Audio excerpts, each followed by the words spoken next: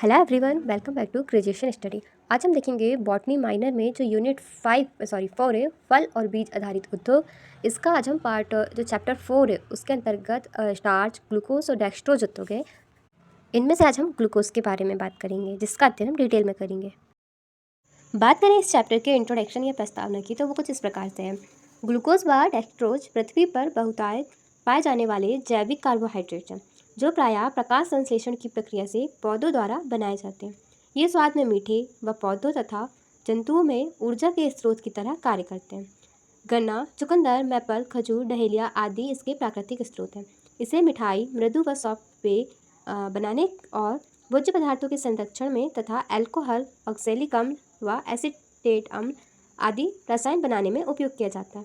इसी प्रकार स्टार्च एक अन्य बहुलक जैविक कार्बोहाइड्रेट्स जो पौधों द्वारा ही प्रकाश संश्लेषण की प्रक्रिया दौरान ग्लूकोज आदि के साथ बनता है।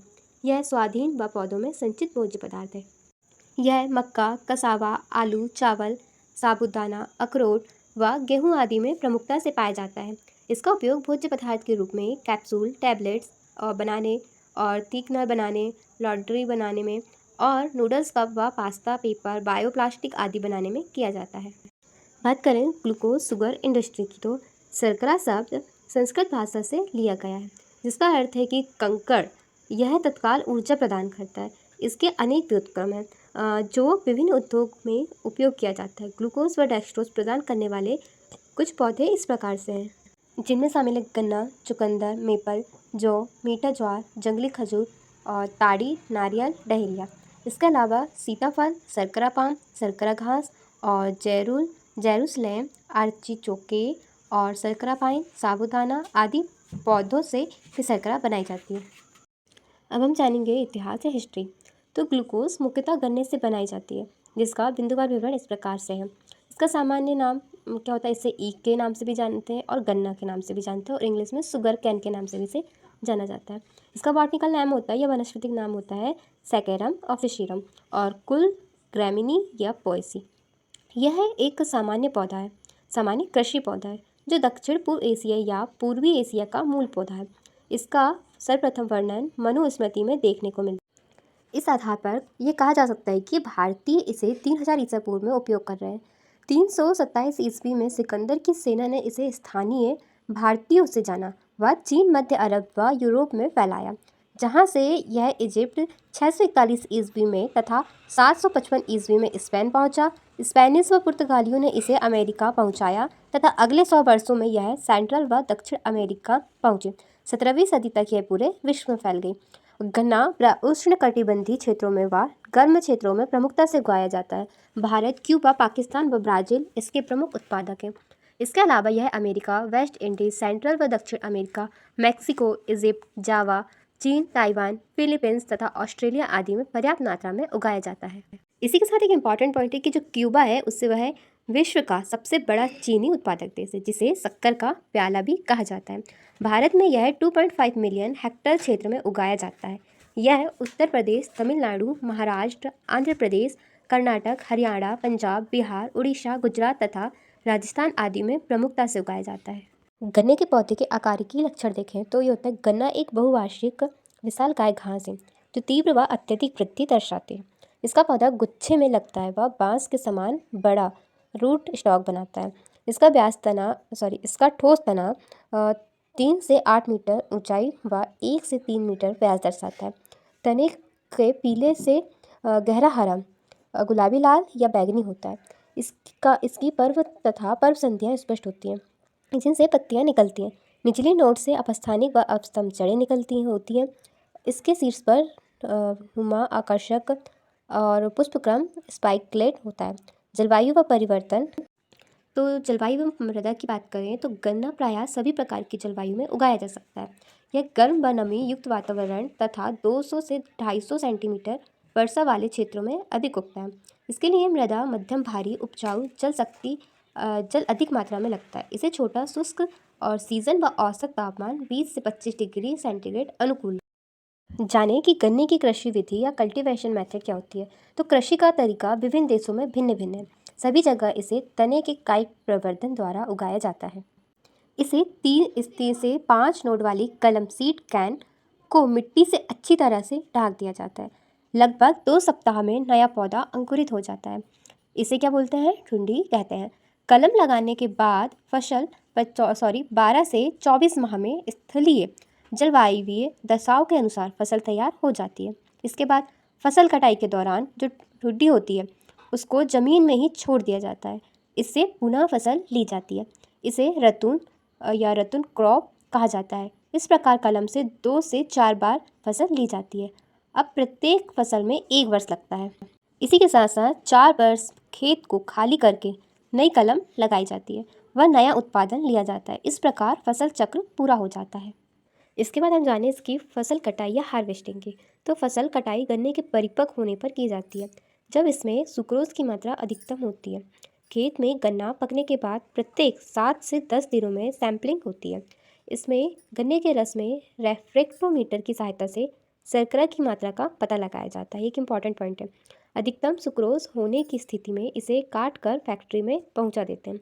अधिकांश देशों में गन्ना हाथ से काटा जाता है। आधुनिक कृषि में गन्ना बड़ी बड़ी मशीनों से काटा जाता है। कटाई के पश्चात बिना देरी किए इसे प्रोसेसिंग के लिए फैक्ट्रीज में पहुंचा दिया जाता है।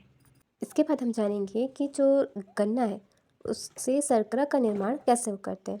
तो उसकी विधि जानेंगे हम। उसमें सबसे पहले क्या होता है? रस का निष्कर्षण, जिसमें सबसे पहले गन्ने को वॉश किया जाता है, उसको क्रश किया जाता है या उसको पीसा जाता है और उसका जूस निकाला जाता है और उसका जो सॉलिड भाग होता है उसे हम बैगॉस कहते हैं, उसे अलग कर देते हैं। आगे रस प्राप्त होता है, उसका शुद्धिकरण किया जाता है, जो कि एक प्रकार से क्या सेकंड स्टेप हो जाएगी। शुद्धिकरण की जो प्रक्रिया है उसमें जो डस्ट है, बैलोस के कण हैं, वो हटाए जाते हैं। इस प्रक्रिया में अशुद्धि को हटाया जाता है या त्यागा जाता है और उसके लिए 2 से 3% लाइम चूने का इस्तेमाल या उसको मिलाया जाता है और रस को उबाल लिया जाता है। अगर इसके आगे जो 4th स्टेप है वो होती है, इस प्रक्रिया में रस का स्वच्छन किया जाता है। इसमें CO2 या कार्बन डाइऑक्साइड मिलाई जाती है और सल्फर डाइऑक्साइड मिलाई जाती है, जिससे कि रस में जितनी भी अशुद्धि होती हैं वो हट जाती हैं। फिर प्रक्रिया में आगे शर्करा का क्रिस्टलीकरण किया जाता है। क्रिस्टलीकरण के लिए इसका पहले वेपोराइजेशन किया जाता है। इसके वेपोराइजेशन के लिए वैक्यूम पैन्स का उपयोग किया जाता है। वैक्यूम पैन्स में इसे पहले साइरप में बदला जाता है, इसके बाद गाढ़े घोल में बदला जाता है और बाद में इसे ठंडा करके क्रिस्टल प्राप्त किया जाता है। इसी के साथ आगे प्रक्रिया में क्रिस्टल को पृथक किया जाता है। क्रिस्टल को पृथक करने के लिए सेंट्रीफ्यूगेशन प्रक्रिया उपयोग की जाती है। जो सेंट्रीफ्यूगेशन किया जाता है जिससे शर्करा अलग हो जाती है और गाढ़ा घोल प्राप्त होता है, जिसे हम मोलिसिस कहा जाता है और इसको ठंडी व गर्म वायु से बारी बारी से गुजारा जाता है, जिससे कि जो शर्करा के क्रिस्टल बन जाते हैं। इसके बाद आगे प्रक्रिया में आगे जो शर्करा है उसका शोधन किया जाता है या संशोधन किया जाता है या उसे रिफाइन किया जाता है, ताकि और शुद्ध रूप से शर्करा को प्राप्त किया जा सके। इसके लिए शर्करा को फिर से घोला जाता है और घोलने के बाद उसमें चारकोल या कोकोनट चारकोल का उपयोग किया जाता है और अधिक प्यूरिफाई किया जाता है। और फिर प्रक्रिया के अंत में जो शर्करा है उससे जो मोलिसिस अलग की गई है उससे फिर शर्करा का निर्माण किया जाता है और इसके लिए मोलिसिस में जो 35% शुगर होती है उसको डाइल्यूट किया जाता है। इसमें जो कैल्शियम हाइड्रोक्साइड है उसे मिलाया जाता है और उसे शुद्ध करके मोलिसिस से भी शुगर निकाली जाती है। इस प्रकार की विधियों से हम ग्लूकोज या शर्करा अलग कर लेते हैं। इसके बाद बात आती है भारत में चीनी उद्योग की या शुगर इंडस्ट्री इन इंडिया। तो भारतीय शुगर मिल एसोसिएशन ISMA के अनुसार 516 शुगर मिलें भारत में कार्य कर रही हैं, जिसमें 283.26 लाख टन शुगर उत्पादन हुआ है। भारत विश्व का सबसे बड़ा उत्पादक है और इसके बाद क्यूबा का नंबर आता है। भारत गन्ना उत्पादन में ब्राज़ील के बाद दूसरे नंबर पर आता है। भारत में वर्ष 2020-21 में 35.5 करोड़ टन गन्ना उत्पादन हुआ है। उत्तर प्रदेश उत्पादन की दृष्टि से प्रथम राज्य है। भारत में गन्ना अनुसंधान के क्षेत्र में Indian institute of sugar cane research Lucknow व national institute of sugar cane technology Kanpur महत्वपूर्ण है। शर्करा उद्योग के गौड़ उत्पाद या by product of sugar industry, मतलब कि जो शर्करा उद्योग के महत्वपूर्ण गौड़ उत्पाद इस प्रकार से जो बच जाते हैं उसमें शामिल है बेगोस, मोलेसिस, प्रेस मड और मोलस्क्यूट। अब हम बात करेंगे ग्लूकोज का व्यापारिक महत्व, जिसमें पहला है इसका उपयोग मिठाई, अल्कोहलिक पेय, आइसक्रीम, चॉकलेट व मृदु तथा सॉफ्टवेयर पदार्थ आदि बनाने में किया जाता है। इसका दूसरा उपयोग खाद्य परिरक्षक के रूप में किया जाता है। यह टेक्सचर मॉडिफायर, स्वाद व रंग उत्पन्न कारक के रूप में भी उपयोग किया जाता है। यह ऑक्सैलिक अम्ल, ऑक्टाएसिटेट आदि बनाने में भी उपयोगी होता है। यह मनुष्य में ऊर्जा प्रदान करने वाला मुख्य पोषण पदार्थ है। और इसके सिक्स्थ उपयोग की बात करें तो प्रक्रिया के दौरान निर्मित बेगोस को मिल्स में ईंधन के रूप में उपयोग किया जाता है। साथ ही इससे फाइबर बोर्ड, कार्डबोर्ड और इंसुलेशन बोर्ड व पेपर आदि बनाए जाते हैं।